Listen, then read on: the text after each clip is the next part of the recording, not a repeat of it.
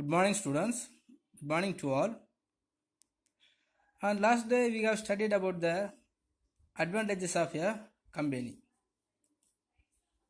So today just we will remind about the advantages of company and we will go to the next concept. Okay. So advantages of a company. So last day also we have studied the advantages of a company and I give the same portions to as your study portions now. So what are the advantages of a company mean? First one is large capital. A company can secure a large capital compared to a sole trader or partnership organizations. So when we are comparing to the sole trading or the partnership organizations, the joint stock company have the possible to gathering the large amount of capitals. So when we have the large amount of capital to establish any of the organizations, it will be very helpful to extend the organizations. Okay, and there is no chance, there is no way to gathering the more capital in the partnership organizations and the sole trading organization. But in this joint stock company, by issuing the shares, so we can easily collecting the large amount of capitals, and because of that we can easily establish the large scale industries also. Next, limited liability. So the liability of a shareholder is very limited. In the case of company limited, by guarantee, his liability is restricted to the amount that he has guaranteed to the contribute in the event of winding up of the company. When the company is going to winding up, so all the partners has the limited liability only. So on the basis of the shares and the guarantee or the amount of shares and the guarantee only, so the members of the or the shareholders of the company will have the liabilities. Okay, so many or all the shareholders and the members are no need to taking the more effort to give back the money to the any of the problem. Next, transferability of the shares. So already we know, so the transferability of the share is very easy way. So normally the poor peoples also can have the rights and the chance and the possibilities to purchasing the shares, and if the peoples doesn't have the ability to continually keep on the shares in her hand, so they can easily transferring from one person to another one of the persons. So normally whenever the company is going to issue their shares, so all the people will get the interest to purchasing the shares, but in the same time, so all the persons doesn't have the capacity to keep continuing to having the shares in her hand. But by the chance of transferring the shares from one hand to another one of the hands, so every persons can easily transfer. Next, perpetual succession. So perpetual succession means the continuity of the existence of company.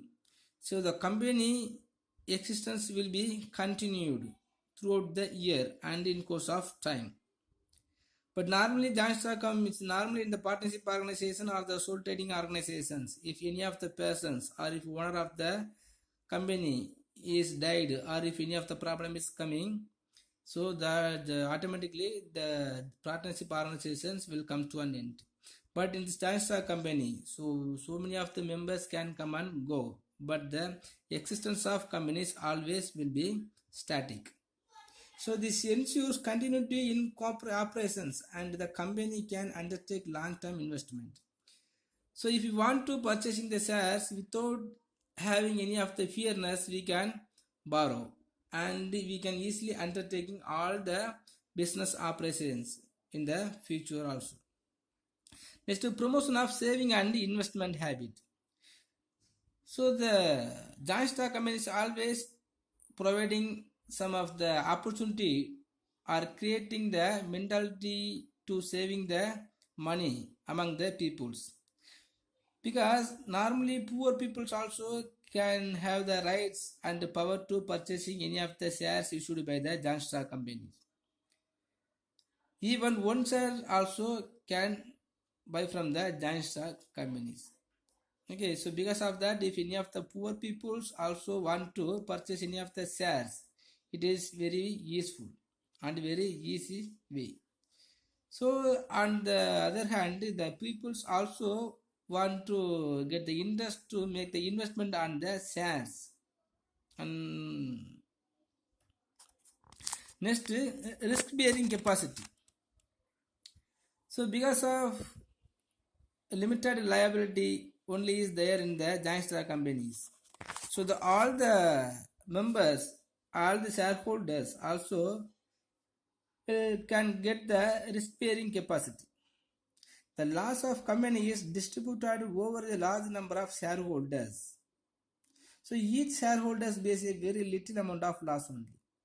Even if any of the problems means one of the most important problem in giant stock company is winding up. When they are going to winding up, if the property is have to be insufficient, that is the main important problems. Okay, nowadays the problem like this, such as a problem will not occur in our nations. Okay, but even though if any of the problem is arised when the company is going to winding up, so all the shareholders can have the risk bearing capacity.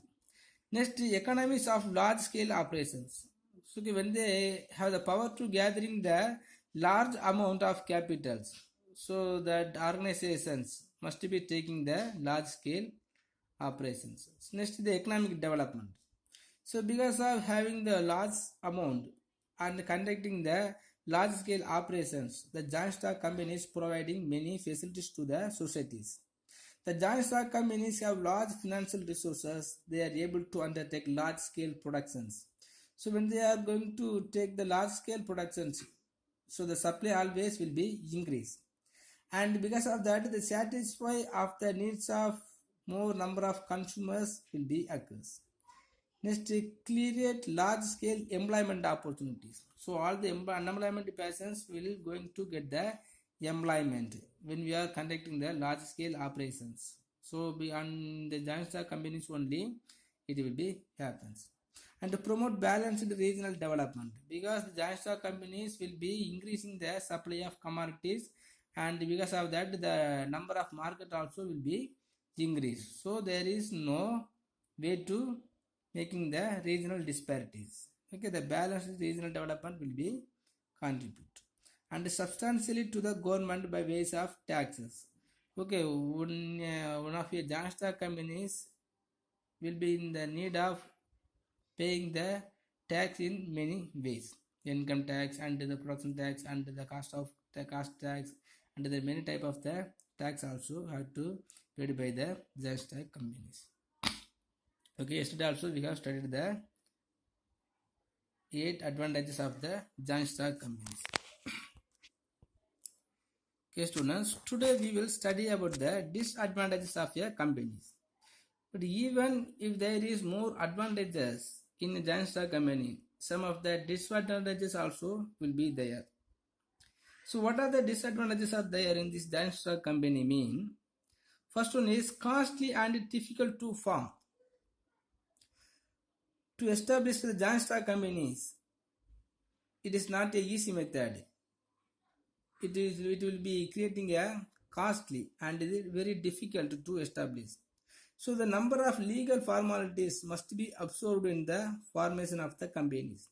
So in this sole trading organization and the partnership organization, there is no more legal formalities. Okay, so by collecting or by joining the 20 members, we can easily establish one of the partnership organizations. And in the sole trading organization also, if we decided to establish the shop, it will be easy. But in the giant stock companies, not like so. To establish the giant stock companies, there are more legal formalities. So the more legal formalities also must be observed in the formation of the company. To observe these legal formalities, promoters have to spend much time and money. So all the promoters have to spend more money and the time also. Simply, if you are considering the building of the giant stock companies, So we must spend more time, and it will be take more time also. Next is scope for dishonest and unscrupulous management. The directors manage the company with the help of the paid officers. Paid officers means some of the managers and some of the workers will be working under the board of directors. So here the board of directors only may be an active and will be very honest to the joint stock company. But we can't expect the honest among these payable persons. So the directors are dishonest, they may make personal gain at the expense of the company. So even if the directors or the board of directors are not honest, he will get the personal gain at the expense of the company. By the way of expense of the company, so the board of directors will get the personal income. So they may misuse their power and positions. Just to see if any one of the joint stock company, the chairman or the most powerful persons or most authoritative persons will not be existence in the company. But this all the responsibilities will be transferred to another one of the persons. And if he has honest, dishonest means, these persons only will get the gain, the personal gain by the way of company itself. Next, management oligarchy. A few rich persons may secure control over the affairs of the company. So thus the management of a joint stock company might become oligarchic in characters. So oligarchic means the small group of people having the controls. Just if you see the joint stock company, we can see many problems. Some of the board of directors or the managing groups or some particular peoples of the family, the authority members family only will dominating the joint stock company truly. But even though if there is more honest persons and more skillful persons are there, because of their fraudulent activities, it will be affect the joint stock company truly. Next is speculations. A few individuals may corner the shares to gain control over the company. So normally on the basis of the value of company, the value of shares also will be increased. But in the same time, some of the peoples will have the control to issuing and purchasing the shares. Because we must know one thing, if any of the directors or if any of the persons want to become as a manager or a board of directors, so he must has the 51% of the shares. So whenever they are going to issue the shares, they will not issue the more number of shares. And even if they are going to sell all the shares, they will consider or they will taking the effort to keeping the more shares on his own hand itself. So by the way of the speculative motive, a few individuals may corner the shares to gain control over the company. Next, lack of interest. So the officers of the company do not have incentive to work hard. They are not usually inclined to take risk. They lack initiative. So if any of the persons working in a joint stock company, they all will not taking the more effort. They won't take any hard work. Even if they are taking any hard work, sometimes they will not get any of the incentives. So the initiatives always will be in shortage or very lack. So if the initiatives, on the basis of the initiatives only, one joint stock company must be grown up. Next, lack of good labor relations. In sole trading business, personal supervision is possible, but in company form of organization, there is lack of personal contact between owners and workers, because some of the steps of or the basis of the managers and the board of directors also is there. So when they are doing like so, the workers cannot able to make the personal relationship with the owner or the organizers.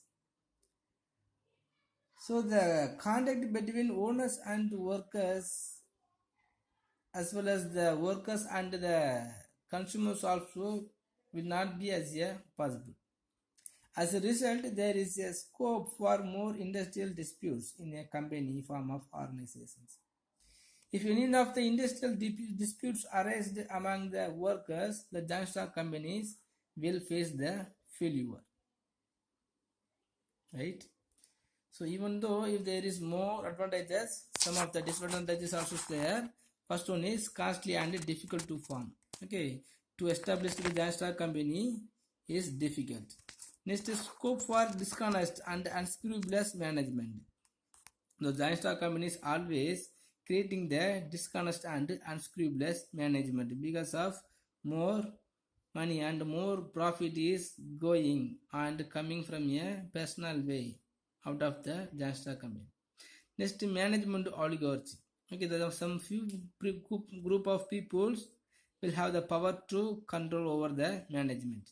Next, speculations. Speculations means, so the companies always will may have the corner the shares to gain the control over the company. Next, lack of interest. The workers and the board of directors also will not get any interest to maintaining and improve the joint stock company. Next, high taxation also is there. Joint stock companies have to pay tax all higher rates compared to other forms of organizations. So because of the joint stock company, the government may have the profit through the tax, but the taxation will be affect the joint stock companies, because the overburden to tax is one of the disadvantages of the joint stock company. Okay students, next you will study the types of companies. So types of companies mean in the joint stock company itself, so different types of the companies are there. So the classifications of companies, so the companies are classified on the basis of incorporations and on the basis of membership.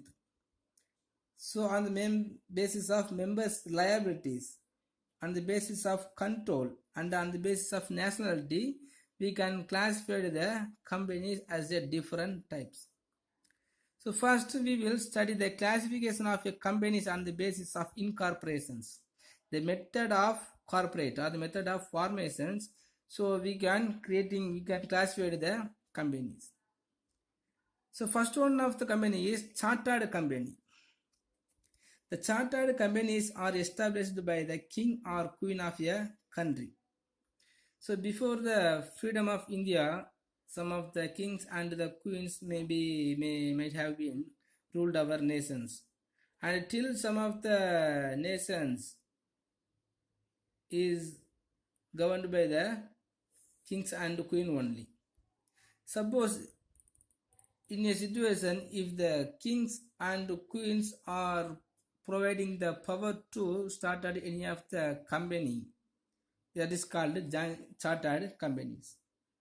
The powers and privileges of chartered company are specified in the charter. Charter means, for simply just to think, it's one of the document.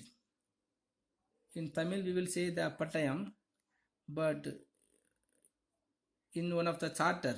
Okay, so every power and the privileges of chartered companies are specified in the charter.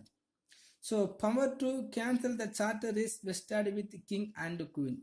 Suppose if joint stock company want to bring the cancelled, the power of king and queen only can able.